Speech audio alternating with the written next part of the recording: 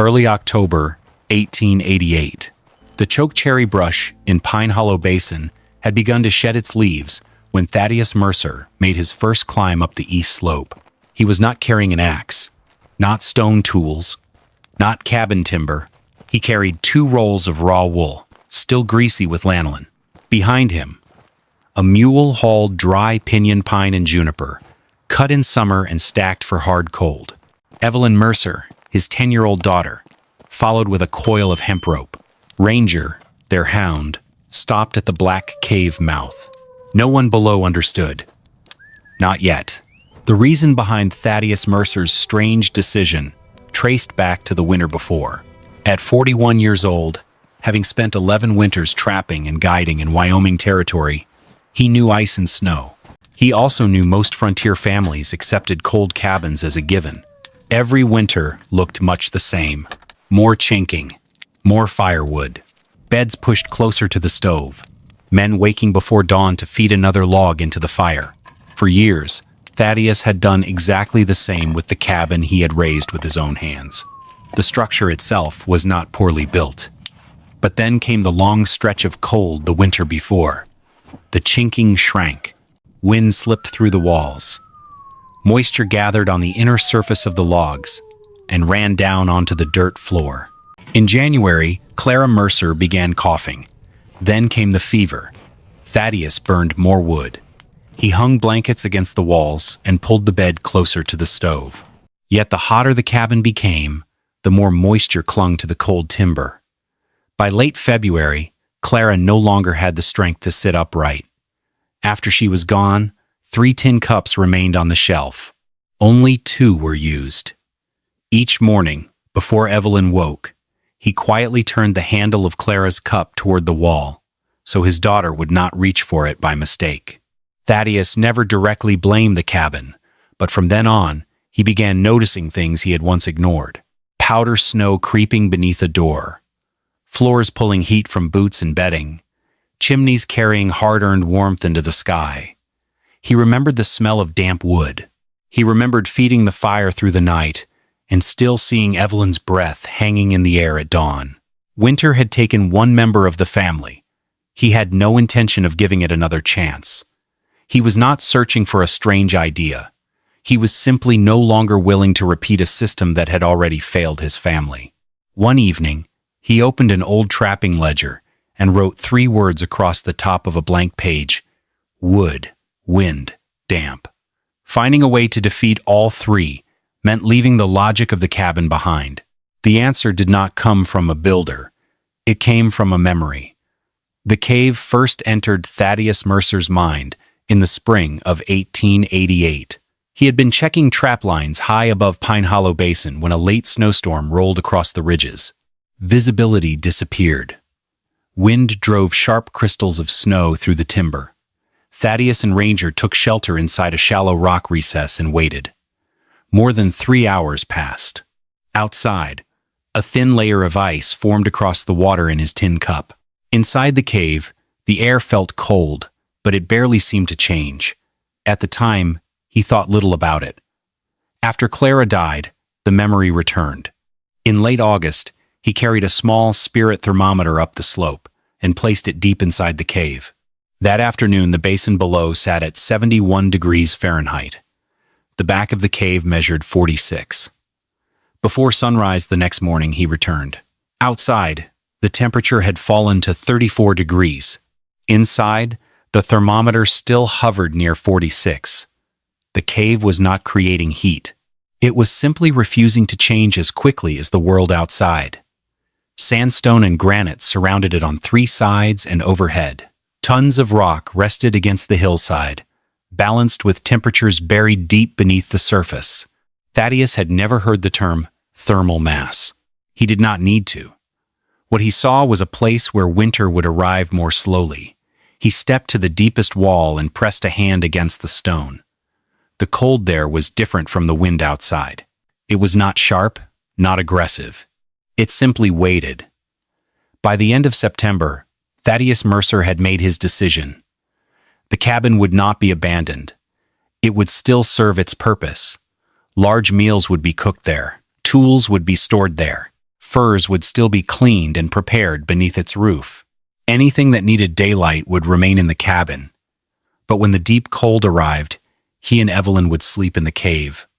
His goal was never to heat 18 feet of stone the way a man heated a summer room. The plan was simpler. Keep the shelter above freezing. Reduce drafts. Keep bedding dry. Use less firewood. Everything else would grow from those goals. Over several evenings, he divided the problem into 5 parts. Cold air entering through the entrance had to be reduced. Still, air had to be trapped with wool. Heat needed to be placed deep inside so the surrounding stone could absorb it. Beds, bodies, and firewood had to be separated from the cold ground. Fuel had to stay dry from the first snowfall until spring. The solution was not a single invention. It was a collection of small decisions working together. One afternoon, while sorting supplies, Evelyn looked toward the cave and asked if they were planning to live there like animals. Thaddeus considered the question for a moment. Then he told her they were simply letting the hillside do part of the work that the cabin could not. The answer seemed enough. She returned to sorting pieces of raw wool into separate piles. Thaddeus had specifically gathered unwashed fleeces still heavy with lanolin. Years working the snowbound trap lines had taught him a harsh survival rule. Wet cotton was a death sentence, but raw wool shed water and held its warmth even when soaked. He had seen sheep survive blizzards that froze cattle standing. To him, those greasy mats of wool weren't just bedding, they were a wall against the wind. Some panels could still be stitched into hanging curtains. Others needed patching. A few were too frayed and would become stuffing. The plan existed nowhere on paper. There were no drawings, no measurements pinned to a wall. It lived only in the order of the loads carried up the slope. Late that evening, Evelyn uncovered a red-striped blanket Clara had woven years earlier. For several seconds, she held it quietly. Thaddeus looked at the blanket, then at the pile of wool waiting to become curtains. He never reached for the scissors.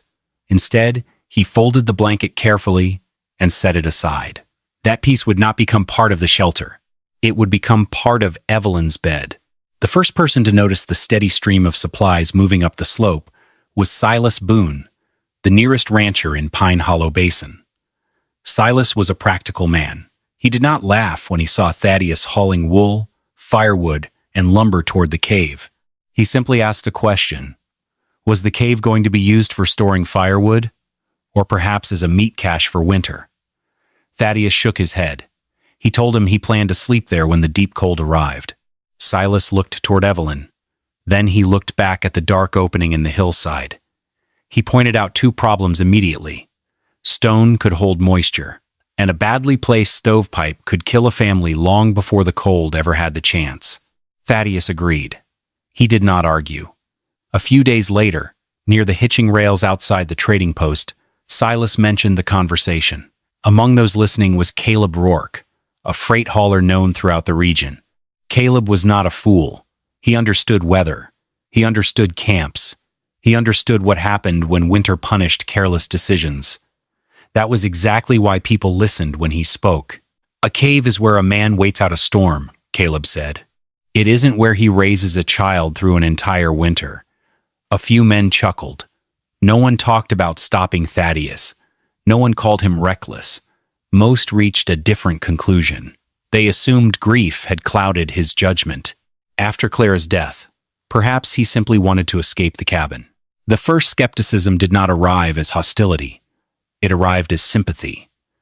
Later that afternoon, Thaddeus overheard part of the conversation while securing a load beside his mule.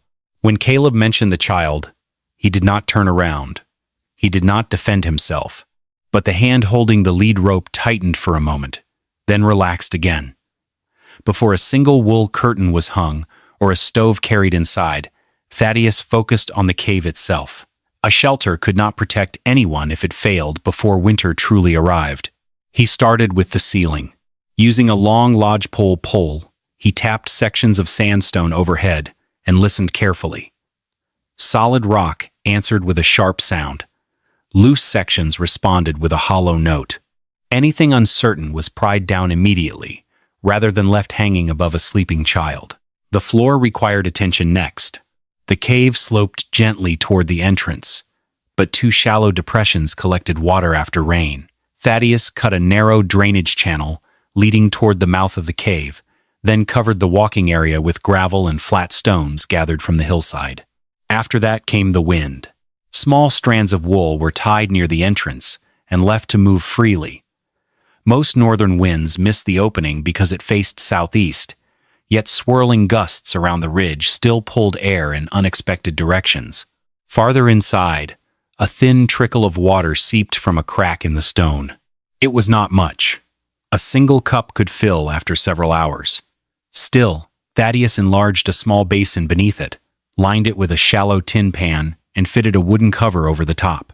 If the cave held its temperature, that water might remain usable, even during severe cold. Meanwhile, Evelyn gathered fist-sized stones for the future sleeping platform. Ranger explored every corner of the cave. Eventually, the hound circled twice and settled near the southern wall. It was the driest place inside, was also the most sheltered from moving air, Thaddeus noticed. Without saying a word, he marked the spot. Evelyn called it their corner of the home. For the first time, Thaddeus did not think of the cave as a shelter.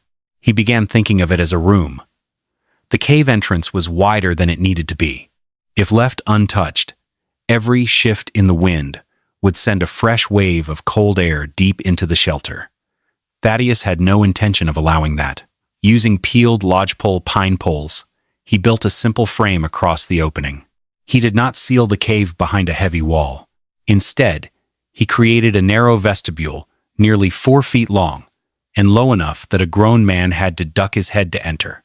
The design looked strange. That was the point.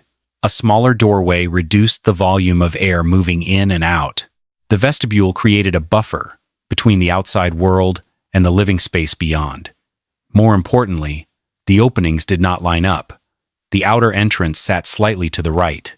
The inner opening sat to the left. Wind could no longer run straight through the shelter. The spaces between the poles were packed with dry grass, clay, and scraps of waste wool.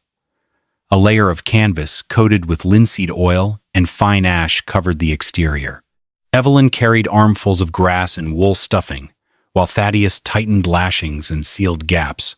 One afternoon, Caleb Rourke rode past below the ridge and glanced up at the strange structure. "Looks like he's building a sheep pen on the side of a mountain," he remarked. A few days earlier, Silas might have laughed. This time he didn't.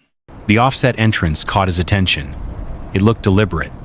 As evening winds swept across the hillside, Thaddeus placed a candle inside the living area and watched the flame. Outside, the gusts pushed through the pines. Inside, the flame barely trembled. Evelyn stepped through the vestibule and paused. Then she smiled. "The wind doesn't bite your ears in here anymore."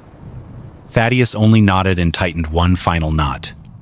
Inside the vestibule, Thaddeus hung 2 heavy wool curtains roughly 5 inches apart.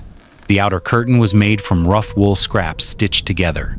The inner layer was denser and softer. Between them sat a pocket of still air. That trapped air was the real insulation. The first test looked promising. One night, the temperature outside dropped to 19 degrees. By dawn, the cave still remained above 43, and no fire had been lit. Then Thaddeus noticed a problem.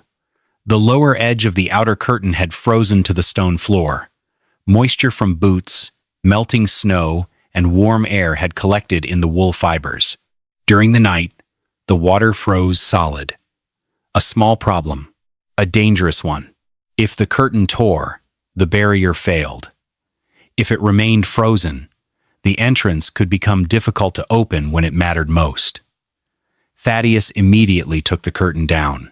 He trimmed 3 inches from the bottom, installed a raised wooden threshold, and cut a narrow drainage groove beneath the doorway. A strip of soft leather was fastened along the lower edge to block drafts without touching the stone. The following morning, the curtain remained dry. Evelyn looked at the repaired entrance and asked if the cave had failed. Thaddeus shook his head. "No," he said. "It just told us what needed fixing." That was the difference between a mistake found in October and a mistake found in January. The stove came from an abandoned assay cabin several miles away. It was small, scarred by years of use. Inside, a few cracked soapstone panels still lined portions of the firebox. They were imperfect, but useful. The stone absorbed heat while the fire burned and released it slowly after the flames faded. Most settlers would have placed the stove close to the entrance. Thaddeus did the opposite. He set it deep inside the cave, near the rear wall and safely away from the sleeping area. The stovepipe rose upward before passing through an opening, reinforced with sheet iron, stone, and clay. A simple damper allowed him to slow the draft without trapping smoke inside. The first trial lasted nearly 2 hours. The results looked encouraging. Temperature climbed steadily throughout the cave. Then the next morning revealed another problem. A thin film of water covered the stone directly behind the stove. Cold rock, warm air, hidden moisture.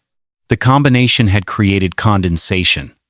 If ignored, damp bedding would follow. Metal would rust. Mold would eventually appear. Thaddeus shut the stove down immediately. He pulled it 7 inches farther from the wall and stacked a loose granite shield behind it. Small gaps remained at the bottom and sides. Air could now rise behind the heated stone, instead of becoming trapped inside a pocket of moisture. While he worked, Evelyn wiped the wall dry with old cloth scraps. The next test produced a different result. The stone still held warmth, but no water gathered on its surface. As Thaddeus studied the dry wall, he remembered the wet logs inside the cabin the winter Clara died. The difference was simple. This time, the problem had been discovered before Evelyn ever had to sleep beside it. The sleeping platform stood 16 inches above the stone floor. Its frame was built from pine poles. Thin slats formed the surface. Above them came a layer of dry grass, 2 layers of wool, and finally the red-striped blanket Clara had woven years before. Beneath the foot of the platform, Ranger claimed a space of his own. It stayed warm from the stove and bedding without becoming uncomfortable. Across the cave, Thaddeus built a raised wood rack fastened to stone anchors. Firewood rested 14 inches above the ground, with gaps between rows to allow airflow. For a few days, he kept some juniper near the entrance for convenience. That mistake revealed itself quickly. After just 3 days of wet snow, moisture rushed in every time the door opened. The outer logs soaked it up, grew heavy, and burned with thick smoke. Failure number 3. He immediately moved the entire wood rack 6 feet deeper into the cave. Wood was stacked in thinner rows to improve airflow, and only a small supply, just enough for the next day, was kept near the stove. Around the same time, the spring-fed water basin received a wooden cover. By early November, father and daughter could draw fresh water without having to step out into the freezing cold. The cave was no longer just a hole in the hillside with a stove shoved inside. It had truly become a winter survival system. One evening, Evelyn spread her mother's blanket across the sleeping platform and carefully smoothed a wrinkle from the fabric. Ranger rested his head against the edge of the bed. Thaddeus quietly turned away, pretending to inspect the wood rack instead. Before moving into the cave full-time, Thaddeus spent several weeks testing it. Every trial went into a ledger. Outside temperature, inside temperature, firewood consumed, nothing else. One evening, the air outside dropped to 14 degrees. The cave began at 45. Less than 2 hours of fire brought it to 58. 6 hours after the flames had faded into gray ash, the thermometer still read 50. He tested everything. Doors opened for different lengths of time. Drafts checked during shifting winds. Smaller fires on some nights. Larger fires on others. He wanted to know the minimum needed, not the maximum possible. Evelyn began sleeping in the cave during those trials. The previous winter, she often woke when the fire died. Here, she slept until Ranger climbed onto the platform and nudged her awake. One morning, Thaddeus noticed something. She had not coughed. He did not write that in the ledger. Instead, he recorded, outside 12, inside 49, fire out 5 hours. Those were the numbers he could measure. The meaning behind them stayed off the page. At dawn, He paused beside the platform and held the back of his hand near Evelyn's mouth. Her breathing was steady. News of Evelyn sleeping in the cave spread quickly through Pine Hollow Basin. By early winter, nearly everyone had heard some version of the story. The most repeated remark came during a community barn roof repair. Caleb Rourke delivered it while handing shingles across a ladder. "A cave is where people wait to be rescued," he said. "It isn't a place a father calls home." The statement carried weight. Several men stopped working long enough to think about it. The concern was real. Thaddeus was not merely testing an idea on himself. A child was living inside that shelter. Some worried about moisture. Others warned that creosote could build inside the stovepipe. A few believed grief had pushed Thaddeus away from the cabin because every corner reminded him of Clara. Silas Boone listened to the discussion. He did not defend the cave or claim the plan would succeed. The only thing he said was that Thaddeus had tested more parts of that shelter than most men had ever tested on their own homes. Caleb nodded. "Winter will test the rest." No one argued with that.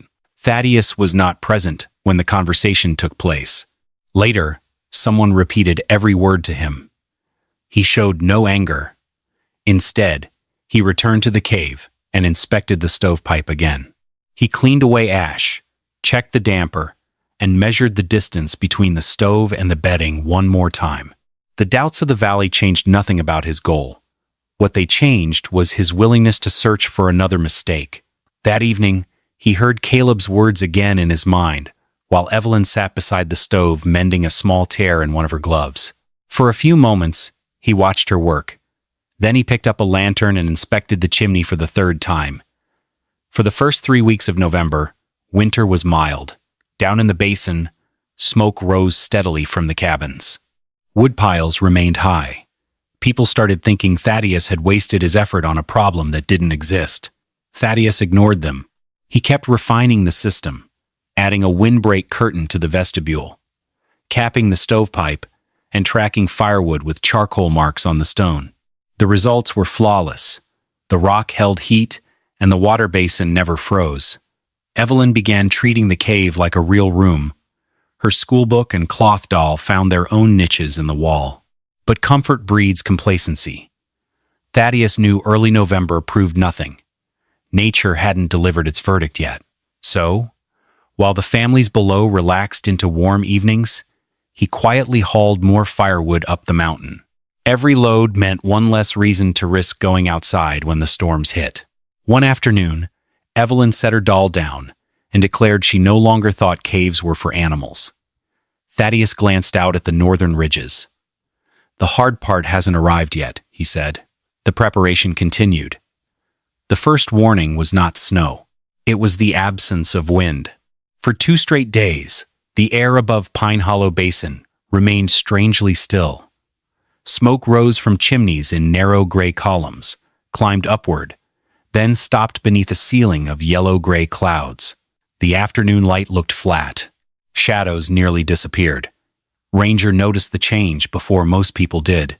The hound began leaving the entrance area earlier than usual.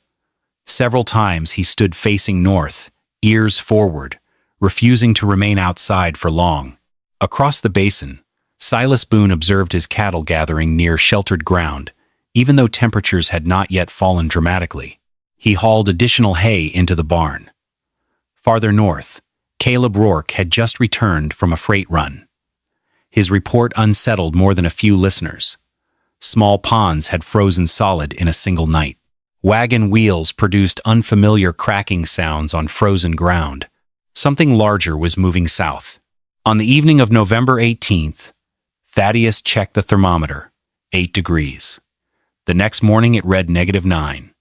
Less than 36 hours later, it reached -24. Then the wind arrived. Hard, cold, relentless. Dry snow swept across the basin and began finding openings that rain had never discovered. Cabins creaked. Barn doors rattled. Chimneys roared. Nature did not argue with Caleb. It did not defend Thaddeus. It simply began measuring every shelter by the same standard. When the thermometer dropped below 0, Thaddeus returned to the cabin one final time. He removed Clara's tin cup from the shelf. Carefully, he placed it inside a wooden chest. Then he closed the lid. Before darkness reached the basin floor, he, Evelyn, and Ranger carried the last of their supplies to the cave. The real test had begun. The first assault came during the opening night of the cold wave. Wind slammed into the mountainside. Dry snow piled against the vestibule and swirled around the entrance, searching for a path inward. The outer wool curtain moved constantly. The inner curtain barely stirred. The offset passage was doing exactly what it had been designed to do. Thaddeus fed the stove with a mixture of pinyon pine and juniper. The pinyon ignited quickly. The juniper burned more slowly and left a deeper bed of coals.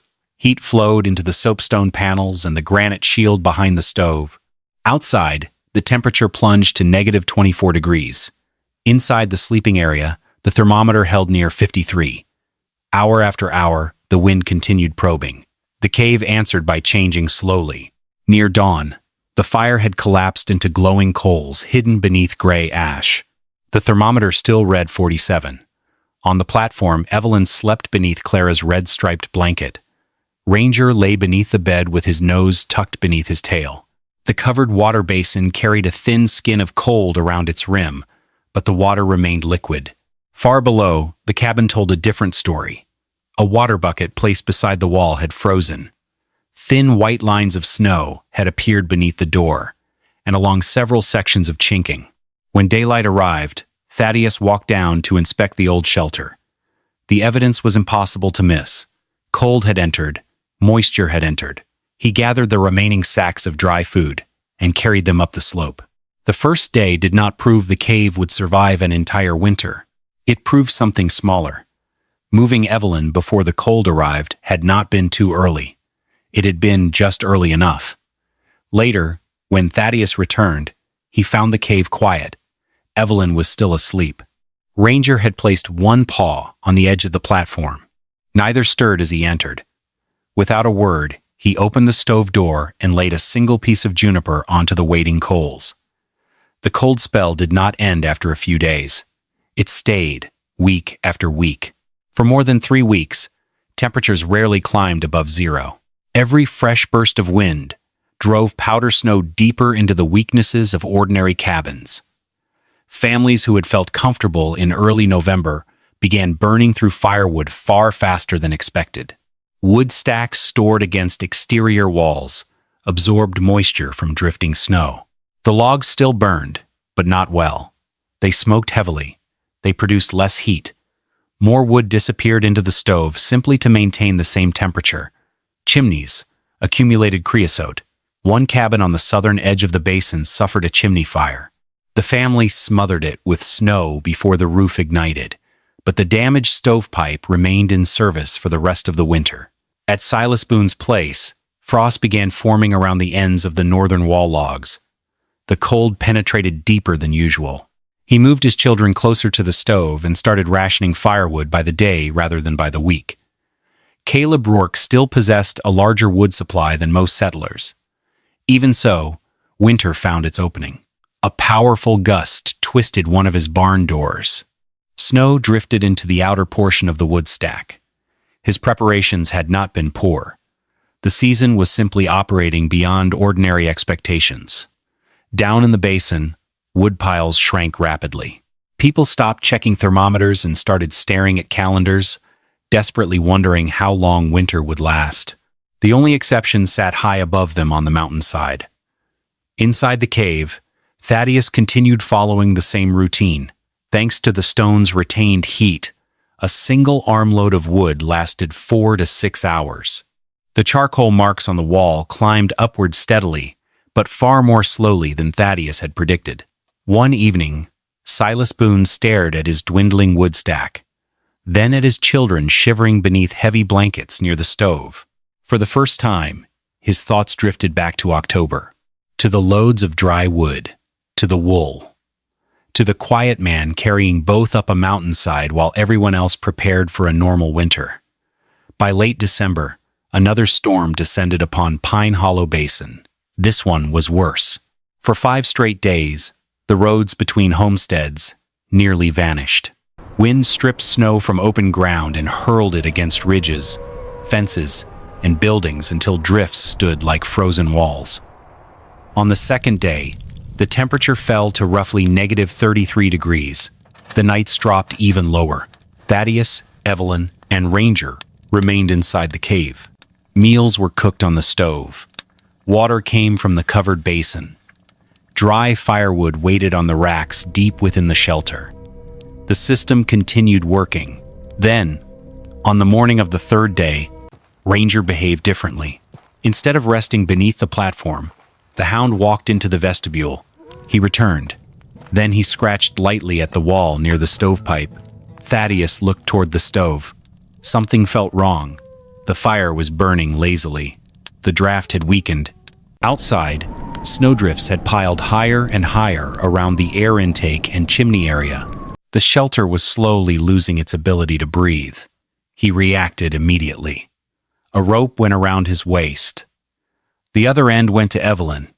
He instructed her to stay inside and hold fast. Then he crawled through the vestibule and into the white storm. The wind hit like a solid thing. Visibility vanished. Even a few feet from the entrance felt dangerous, working by touch as much as sight. Thaddeus used a short shovel to clear a fresh air channel on the sheltered side of the drift. He positioned an angled board to slow new accumulation and inspected the stovepipe cap for ice and packed snow. Every movement took effort. Every second outside stole heat. At last, he turned back toward the cave. When he emerged through the vestibule, frost coated his beard and eyebrows. Ice crystals clung to his coat sleeves. Evelyn did not cry. She immediately removed his gloves and placed them beside the stove. Then she checked Ranger. Within minutes, the fire began drawing properly again. The flames sharpened. The draft returned. The danger passed. For the moment, the lesson was clear. The cave had protected them well. The wool, stone, and stove all worked as intended. But none of those things could protect a family by themselves. A shelter, like a living creature, needed air. And every system eventually found a new way to fail. Resilience came from noticing the problem before the problem became fatal. While Thaddeus fought the storm outside, Evelyn had wrapped the safety rope around her wrist instead of simply holding it in her hands. When he finally returned, deep red marks remained on her skin. She had never let go. On the fourth day of the storm, the wind eased for a few precious hours. Silas Boone decided it was time to see the cave for himself. The climb was difficult. Snow reached nearly chest height in places, and the thermometer hanging inside a wooden box outside the cave showed -31 degrees. At the entrance, Silas lowered his head and stepped through the narrow doorway. One curtain brushed his shoulder, then another. The change was immediate, not dramatic, just unmistakable. The first thing that caught his attention was not the stove. Evelyn sat cross-legged on the platform reading a book. Her gloves were nowhere in sight. Ranger slept beside her feet. The air carried no trace of white breath. Only then did Silas look toward the stove. The fire had burned down to gray ash hours earlier. According to Thaddeus, no wood had been added for nearly 6 hours. Yet the thermometer hanging near the sleeping platform still read 54 degrees. Silas rose and began inspecting the shelter the same way he would inspect a barn, a fence line, or a stock pen. His hand settled on the granite behind the stove, warm. The wood rack stood farther back in the cave. Every piece remained dry. The covered water basin still held liquid water. The lower edge of the curtain hung freely. No ice, no frozen fabric. The wall behind the stove remained dry as well. Months earlier, people had predicted moisture, smoke problems, frozen curtains, damp firewood, and poor ventilation. Silas could not find any of them. He never offered praise. That was not his nature. Instead, he asked a question. How much wood? Thaddeus pointed toward the charcoal marks covering one section of stone, and then handed him the ledger. Silas studied both. The numbers required no explanation.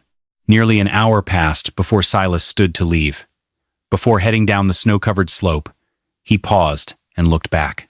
The low, half-buried vestibule looked crude, but he now understood the exact effort hidden beneath it. His eyes drifted back to Evelyn, lingering on the red-striped blanket. He remembered Clara. For a moment, neither man spoke. Then Silas asked the only question that still mattered. "Does she wake up cold?" Thaddeus glanced at his daughter. A page turned. Ranger shifted in his sleep. "No," Silas nodded once. When he started back down to the basin, he carried more than just proof. He carried a changed mind. When the storm finally loosened its grip on Pine Hollow Basin, Silas Boone began comparing numbers. The comparison took place over weeks rather than days. Ledger entries, wood piles, temperature readings, simple things. From early November through the end of January, Thaddeus Mercer had burned less than a single cord of mixed pinyon and juniper. Silas had used nearly 2.5. Several larger households had gone through more than 3 cords while keeping fires active almost around the clock. The temperature records told a similar story. During the worst stretch of cold, when outdoor readings approached -37 degrees, the lowest temperature recorded in the cave's sleeping area was 45. That figure came after the fire had been out for hours. On the same night, one corner of Silas's cabin hovered near 30 degrees despite an active stove. The difference could not be traced to any single feature. The stones surrounding the cave reduced temperature swings. The vestibule and offset entrance weakened the force of incoming drafts. Layers of wool protected pockets of still air. The raised platform separated bedding from the cold floor. Proper wood storage kept fuel dry. Heat placed deep inside the shelter slowly moved into the surrounding rock. Just as important, small problems had been discovered and corrected before winter could enlarge them. One afternoon at the trading post, Caleb Rourke listened to men discussing the numbers. No one exaggerated. No one had to. After a long pause, Caleb remarked that a good cave still required the right hillside. Silas didn't miss a beat. A good cabin also requires the right design. A few men nodded. The conversation moved on. There were no apologies, and none were expected. What mattered was that the debate had shifted. Months ago, they questioned if the cave would work. Now, they analyzed why it worked. Nature had delivered its verdict, proven in every woodpile, every ledger page, and every temperature reading. One evening, as snow fell quietly outside, Evelyn asked if they could stay in the cave until the basin finally thawed. Thaddeus looked at the stone walls. The storms hadn't beaten it, the cold hadn't beaten it. They had simply borrowed the mountain's strength. "We'll stay," he said, "until the mountain doesn't need to protect us anymore." Evelyn returned to her book. Ranger slept beneath the platform. Near the stove, another charcoal mark went up on the wall, and the ledger received one more entry. Spring arrived late in Pine Hollow Basin. Snow lingered in shaded draws long after the lower ground had begun to thaw. Travel gradually became easier, and with that change came something else. People started building differently. Silas Boone moved first. The lesson he carried away from the cave did not become a speech or a public declaration. It appeared instead in lumber, nails, and long afternoons of work. His entire wood supply was lifted onto a platform 12 inches above the ground. Along the northern wall of his cabin, a second interior wall appeared, separated from the first by a narrow air gap. Before winter returned, a small vestibule stood outside his front door, forcing cold air to change direction before reaching the living space. Other families made smaller adjustments. One household hung wool blankets along the windward wall. Another relocated its stove closer to a masonry structure that could store heat longer than air alone. Across the basin, little details began spreading from one property to another. Nobody called them cave ideas. They simply worked. Caleb Rourke never revisited the remark he had made the previous winter. The phrase about caves being places where people waited to be rescued disappeared on its own. By late summer, however, merchants noticed something unusual. Caleb purchased more wool batting than normal, more sheet metal, more lime mortar. Over the following weeks, he rechinked his cabin, added a secondary interior door, and rebuilt the cover protecting his firewood supply. The work spoke clearly enough. No public apology followed. None was necessary. When October returned to Pine Hollow, cabins throughout the basin contained features that had once existed only on a rocky hillside above town. Air gaps, vestibules, raised wood storage, improved weather sealing. Knowledge had spread the way. Practical knowledge often spreads on the frontier, quietly, through results, not reputation. As for Thaddeus Mercer, he showed little interest in being proven right. Autumn found him back at the cave with Evelyn. Canvas worn thin by winter winds was replaced. Lashings were inspected one by one. The stovepipe was cleaned. The drainage channel was cleared of debris. Preparation began again because winter did not care what had happened the year before. One afternoon, Silas rode up carrying a roll of wool batting beneath his arm. When he reached the entrance, he handed it over. "I bought enough this time," he said. That was all. Thaddeus accepted the roll, considered it for a moment, then separated it into 2 equal bundles. One of them went back to Silas. The rancher looked at the returned half and smiled faintly. Neither man discussed the reason. They both understood it. For many winters after, Thaddeus continued using and gently refining the cave. He never wrote a book or filed a patent. He left behind only a weathered ledger, charcoal marks on stone, and a simple truth. A brutal winter doesn't care about titles or opinions. It yields only to stone, wool, dry wood, and careful attention. Above all, Evelyn remained safe and healthy. That result ended any argument. For Thaddeus, when remembering the brutal winter of 1888, his deepest memory wasn't the storms. It was a spring morning that followed. Sunlight reached the entrance. Evelyn carried their 2 tin cups outside, setting them on a flat rock to warm in the sun. The third cup still rested inside the chest. For months, he had avoided looking at it. But that morning, when he opened the lid, he no longer felt the need to turn away. The loss hadn't disappeared, but the guilt was finally gone. Behind him, Evelyn laughed at something Ranger was doing in the melting snow. The sound drifted through the cave. Outside, water trickled down the mountainside. The mountain had done its part, and the child he had carried into that shelter was still there to greet the spring.